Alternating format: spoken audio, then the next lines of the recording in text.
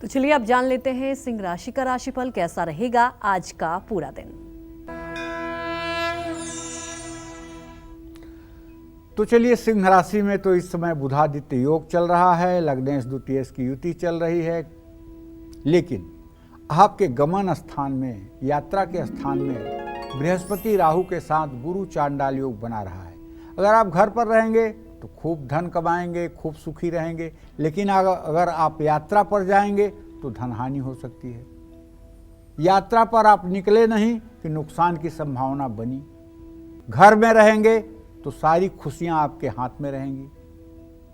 Office में अधिकारियों से संबंध आपके अच्छे रहेंगे और ज्यादा गुस्सा रिश्तों में दरार डाल सकता है। शुगर के रोगी अपना खास ध्यान रखें। नई प्रॉपर्टी के पेपर्स अच्छे से जांच लें। अपने पर्स में एक तांबे का कॉइन सिक्का रखें। शुभ अंक आपके लिए 8, शुभ रंग आपके लिए हरा। जय मां विंध्यवासिनी। तो चलिए अब जानते हैं कौन सा सपना देखने से आने वाले भविष्य में आपकी सम्मान को चोट पहुंच सकती है। साथ ही कौन सा सपना देखने से आपको प्रमोशन मिल सकता है, आइए जानते हैं। बताएं पंडित जी। देखो, सपने में जलता हुआ दीपक देखने से आयु में वृद्धि होती है। अगर दीपक तेल से भरा हुआ हो या घी से भरा हुआ हो और ऐसा दीपक आप देखते हैं तो पक्का है कि आपके आयु में वृद्धि होगी। कोई ताकत नहीं है कि इसे झुठला दे। सपने में जलती हुई धूप देखने से नौकरी में प्रमोशन मिलता है, लेकिन धूप का धुआं ऊपर उठना चाहिए। सपने में जटाधारी साधु दिखे तो समझ लेना चाहिए कि आपके अच्छे समय की शुरुआत हो चुकी है। सपने में फूलों की माला दिखे तो समझ लेना चाहिए किसी ना किसी बात पर आपकी बदनामी हो सकती है। सपने में जुगनू दिखें तो समझ लेना चाहिए कि बुरे समय की शुरुआत होने वाली है। और सपने में कोर्ट कचहरी देखने से किसी मुकदमे में फंसने का योग बनता है।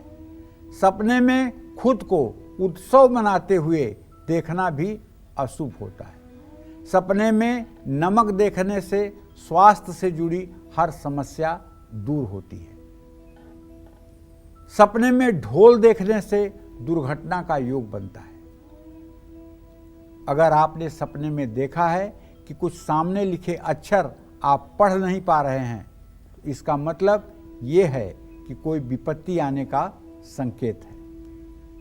सपने में खंडहर या कोई टूटा फूटा मकान दिखे तो समझ लेना चाहिए कि आपको संपत्ति का लाभ मिलने वाला है। जय मां विंध्यवासिनी। वहीं हमारी दर्शक प्रिया दिल्ली से जुड़ चुकी हैं। प्रिया, आप अपने सवाल पूछिए। जय मां विंध्यवासिनी पंडित जी। जय मां विंध्यवासिनी बेटा। पंडित जी, मेरे 3 प्रश्न हैं। मेरा पहला प्रश्न है मेरे पति के लिए। उनकी डेट ऑफ बर्थ है 25 नवंबर 1982, स्थान बदायूं और शाम के 6:10। पंडित जी, उनको अपनी अच्छी नौकरी नहीं है, उनको मनचाही नौकरी अब तक मिल जाएगी। वो इस करंट कंपनी में भी 3 ही महीने हुए हैं उनको और वो बहुत परेशान है। तो उनको मनचाही नौकरी कैसे मिले, इसका कोई उपाय भी बता दें। और मेरा दूसरा प्रश्न है कि हमने एक घर लिया है, उत्तर मुखी है, तो हमें उसका गृह प्रवेश कब कराना चाहिए और वो घर हमारे लिए शुभ रहेगा या नहीं। और तीसरा प्रश्न है मेरे बेटे के लिए। उसका डेट ऑफ बर्थ है 17 मार्च 2018, रात के 12:36। वो पढ़ाई में ध्यान नहीं देता है, बिल्कुल भी पढ़ाई में अच्छा नहीं है। तो हम उसको आगे क्या पढ़ाई कराएं और उसका करियर कैसा रहेगा। देखो प्रिया, पहली बात तो यह है कि 30 अक्टूबर 2023 के बाद तुम्हारे पति के करियर में सुधार की संभावना दिखाई दे रही है। 30 अक्टूबर 2023 के बाद निश्चित रूप से इनके जीवन में कुछ अच्छा होगा, जिससे ये अपनी जिम्मेदारियों का ठीक ढंग से निर्वाह कर पाएंगे। लेकिन अभी 30 अक्टूबर तक का समय इनके लिए ठीक नहीं है।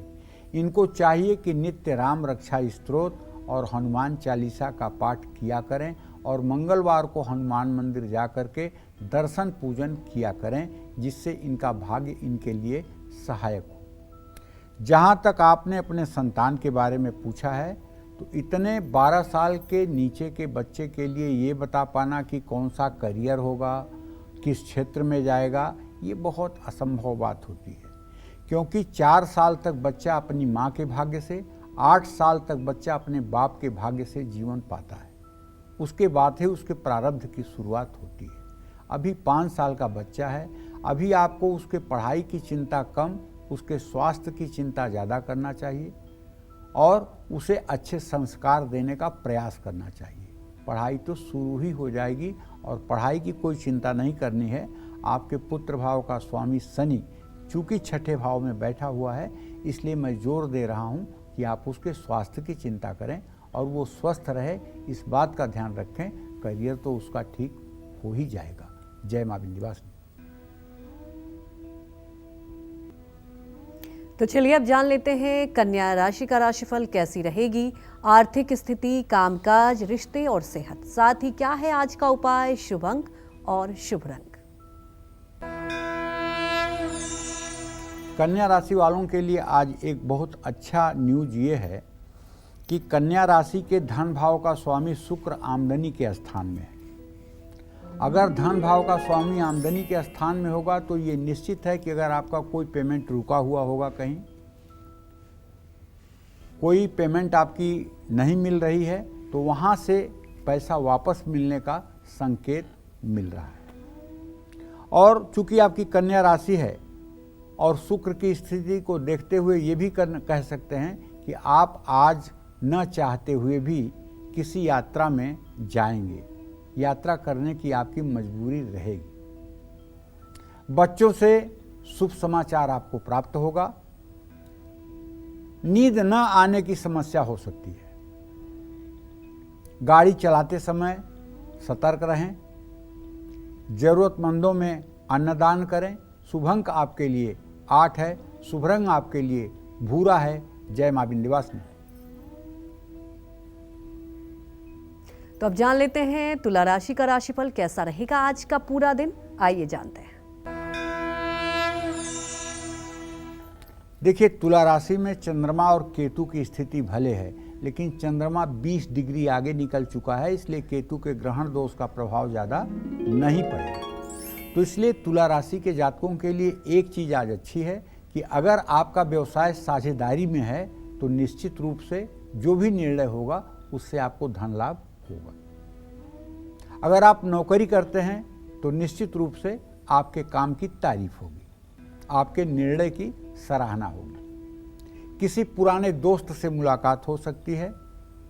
लेकिन अगर आप माइग्रेन के पेशेंट कभी रहे हैं तो आज भी आप पूरे दिन सरदर्द से परेशान हो सकते हैं। ज़्यादा उत्साह में आने की ज़रूरत नहीं है। ज़्यादा उत्साह में आकर के आप अपना कुछ नुकसान कर सकते हैं। आज आपको कबूतरों को सप्तधान्य डालना चाहिए। शुभ अंक आपके लिए 4 है, शुभ रंग आपके लिए नारंगी है। जय मां विंध्यवासिनी।